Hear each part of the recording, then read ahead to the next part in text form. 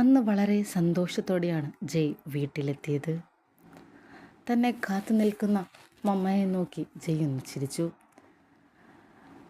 മോനെ, നീ വരാൻ കാത്ത് പപ്പ ഉറങ്ങാതെ നിൽക്കുക. ആ, എനിക്ക് മനസ്സിലായി. ജയ് ചിരിച്ചുകൊണ്ട് തന്നെ അകത്തേക്ക് കയറി. മോനെ, ഞാൻ നിന്നെ കാത്തിരിക്കുകയായിരുന്നു. എനിക്ക് നിന്നോടൊരു കാര്യം പറയാനുണ്ട്. ജയ്യെ കണ്ടപാടെ പപ്പ സംസാരിച്ചു. പപ്പ പറഞ്ഞു കൊളാക്കണ്ട.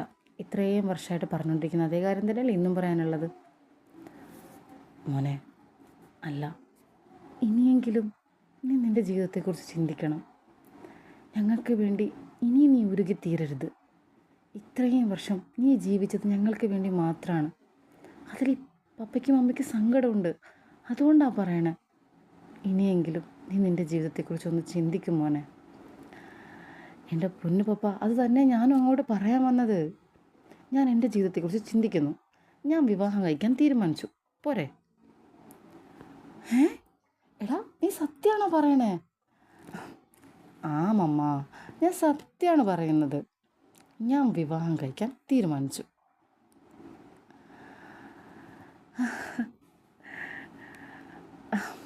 പക്ഷേ ഒരു ചെറിയ കാര്യമുണ്ട്. എന്താടാ? വിവാഹം കഴിക്കാൻ പോകുന്ന പെണ്ണിനെ ഞാൻ തന്നെ സെലക്ട് ചെയ്തു. എടാ, അതിലെന്താ? നീ കെട്ടാൻ പോകുന്ന പെണ്ണിനെ നീ തന്നെയല്ലേ സെലക്ട് ചെയ്യേണ്ടത്? സന്തോഷത്തോടെ അമ്മ ചോദിച്ചു. ചെറിയൊരു പ്രശ്നമുണ്ട്. എന്താ മോനെ, കാര്യം പറ. പെണ്ണിൻ്റെ വീട്ടുകാർക്ക് എന്തെങ്കിലും ഇഷ്ടക്കുറവ്? പെണ്ണിൻ്റെ വീട്ടുകാർക്ക് ഇഷ്ടക്കുറവൊന്നുമില്ല. പക്ഷേ പെണ്ണിന് ചെറിയൊരു കാര്യമുണ്ട്. പെണ്ണിന് കാര്യമുണ്ടെന്നോ?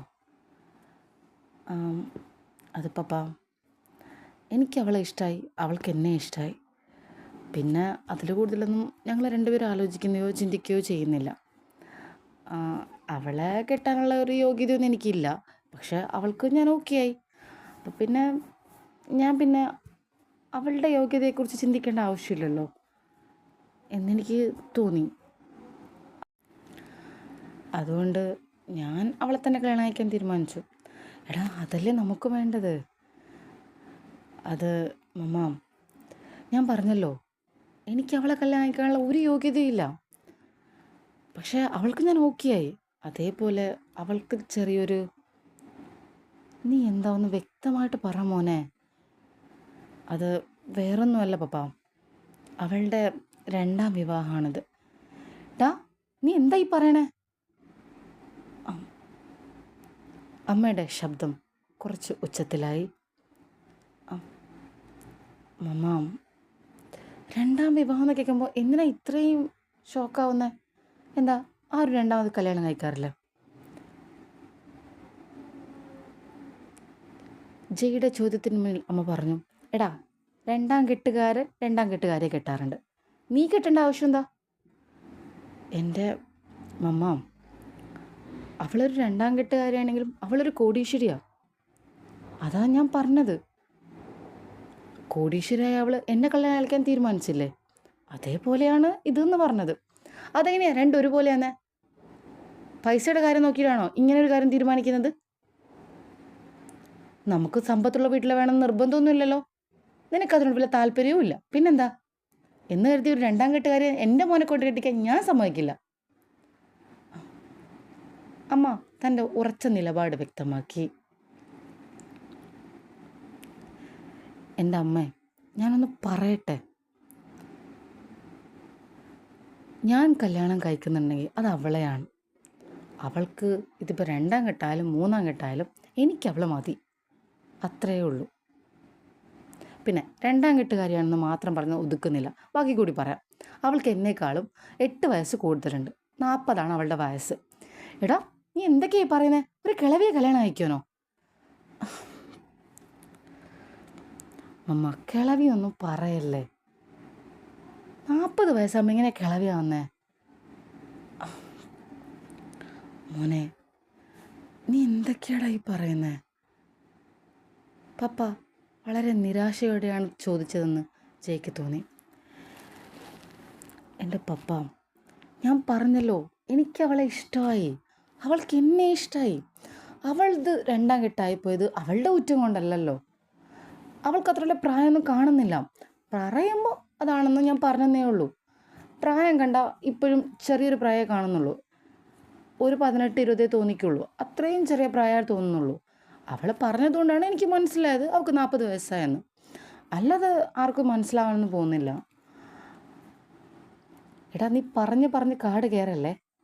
എന്തായാലും അങ്ങനെ ഒരു വിവാഹത്തിന് ഞാൻ സമ്മതിക്കില്ല. എൻ്റെ മോൻക്ക് ഒരു രണ്ടാം കെട്ടുകാരിയെ, അതും നിന്നേക്കാളും പ്രായം ചെന്നൊരു പെണ്ണിനെ ഞാൻ സമ്മതിക്കില്ലെന്ന് പറഞ്ഞാൽ സമ്മതിക്കില്ല. അമ്മ തൻ്റെ വാക്കുകളിൽ ഉറച്ചു നിന്നു. എടീ, നീ ഒന്നും മിണ്ടാതിരിക്കും, അവനൊന്ന് സംസാരിക്കട്ടെ. അവൻ ആദ്യമായിട്ടൊരു കാര്യം പറഞ്ഞതല്ലേ, അതൊന്ന് മുഴുവനായിട്ട് പറയുന്നത് നീ ഒന്ന് കേൾക്ക്. അമ്മയ്ക്ക് താക്കീതുമായി പപ്പ എത്തി. ഇവൻ പറഞ്ഞ നിങ്ങൾ കേട്ടില്ലേ? ഇനി ഇതിൽ കൂടുതൽ എന്താ പറയണ്ടേ? ഒരു രണ്ടാം കെട്ടുകാരിയെ ഇവനെ കെട്ടിക്കാനോ? നടക്കുന്ന കാര്യമല്ല. നമുക്ക് സമ്പത്ത് കുറച്ച് കുറവാണ്, സമ്മതിക്കുന്നു. എന്ന് കരുതിയിട്ട് നീ എന്താ അവളുടെ സമ്പത്ത് കണ്ട് മോഹിച്ചതാ? നിനക്ക് അങ്ങനെയുള്ള സ്വഭാവം ഇതുവരെ ഉണ്ടായിരുന്നില്ലല്ലോ. എൻ്റെ പൊന്നു മമ്മ, ഒന്ന് മുഴുവനായിട്ട് കേൾക്ക്. എനിക്കൊന്നും കേൾക്കണ്ട.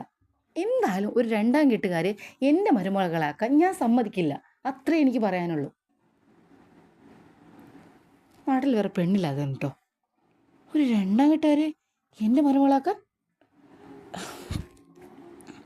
ഈ രണ്ടാം കെട്ട് ഇങ്ങനെ പറഞ്ഞുകൊണ്ടിരിക്കല്ലേ. എന്താ, ഒരുത്തിന് വിവാഹം കഴിച്ച് ഒഴിവാക്കിയാൽ പിന്നെ ആ പെണ്ണിന് ജീവിക്കണ്ടേ? രണ്ടാമതൊരു വിവാഹം കഴിച്ചാൽ എന്താ വലിയ അത്രയും വലിയ തെറ്റാണിത്? വെറുതെ പറഞ്ഞുകൊണ്ടിരിക്കല്ലേ.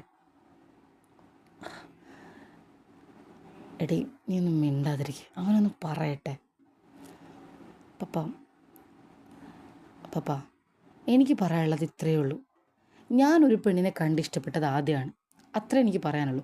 എനിക്ക് കല്യാണം കഴിക്കണമെന്നുണ്ടെങ്കിൽ എനിക്ക് അവളെ കല്യാണം കഴിച്ചാൽ മതി. എനിക്ക് വേറെ ഒരാളെ കല്യാണം കഴിക്കണ്ട. അതിപ്പോൾ അവൾക്ക് രണ്ടാം കെട്ടാണെന്നും അവൾക്ക് പ്രായം എത്ര അതൊന്നും എനിക്ക് പ്രശ്നമല്ല. എൻ്റെ പപ്പ, സമ്പത്ത് കൊണ്ട് നമുക്ക് ചിന്തിക്കാൻ പോലും പറ്റാത്തൊരു ബന്ധമാണത്. എന്നിട്ട് അവൾക്ക് ഞാൻ ഓക്കെ ആയെങ്കിൽ ഞാൻ അവളുടെ കുറവ് നോക്കേണ്ട ആവശ്യമുണ്ടോ? പപ്പ എന്ന് ആലോചിക്കേ. മോനെ, വിവാഹം എന്ന് പറയുന്നത് നിങ്ങൾ ഒരുമിച്ച് ജീവിക്കല്ലേ. അപ്പോൾ നിന്നേക്കാൾ ഇത്രയും പ്രായമുള്ളൊരു പെണ്ണ്, അതൊക്കെ നിനക്ക് പിന്നീട് തോന്നും മോനെ വേണ്ടായിരുന്നു എന്നൊക്കെ. സമ്പത്ത് കൊണ്ട് മാത്രം ഉള്ള ഒരു കാര്യമല്ലല്ലോ ദാമ്പത്യം. എൻ്റെ പപ്പ, ഞാൻ പ്രായം പറഞ്ഞെന്ന് ഞാൻ പറഞ്ഞല്ലോ, അവൾക്ക് അത്രയും പ്രായം കാണുന്നില്ല. അങ്ങനെ നിങ്ങൾ കരുതുന്ന പോലെ അല്ല കാര്യങ്ങൾ. എന്നാലും നീ ഒന്നുകൂടി ആലോചിക്ക്. ഇങ്ങനെയൊരു ബന്ധം നിനക്ക് വേണോ? എൻ്റെ പപ്പ, എനിക്കിതിലൊന്നും ആലോചിക്കാനില്ല. എനിക്ക് അവൾ ഓക്കെയാണ്. എനിക്ക് അവൾ അത്ര ഇഷ്ടമായി, അതുകൊണ്ടാ. എന്നാലും മോനെ,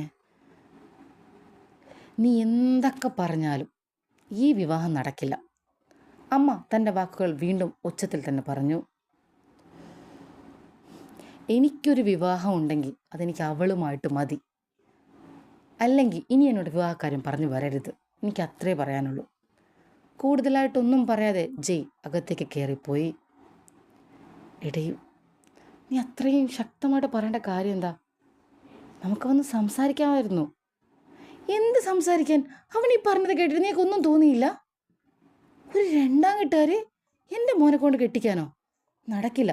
അവൾ ഇനി എത്ര വലിയ കോടീശ്വരയായാലും നടക്കില്ലെന്ന് പറഞ്ഞാൽ നടക്കില്ല.